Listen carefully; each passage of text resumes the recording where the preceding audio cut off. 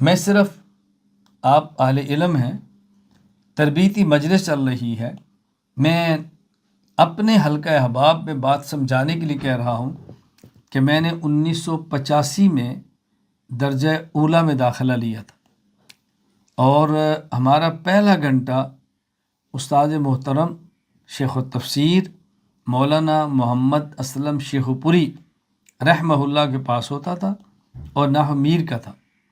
پاؤں سے حضرت معذور تھے، اور میں نے درجہ اولیٰ میں بہت مرتبات کو اٹھایا۔ یہ اللہ کا شکر ہے، میں نے بہت خدمت کی ہے۔ تو حضرت فرماتے ہیں کہ اشراق پڑھ کے سبق میں بیٹھو۔ 1985 اور آج 2024 ہے، تقریباً 39 سال گزر گئے ہیں۔ کوئی سفر کی وجہ سے اشراق رہ جائے تو رہ جائے، الحمدللہ میں نے اشراق کی نماز کو بھی جانے نہیں دیا۔ میں صرف ایک عمل بتا رہا ہوں، زیادہ میں بات نہیں کرتا کہ میں نے اور کچھ باتیں کہنی ہے۔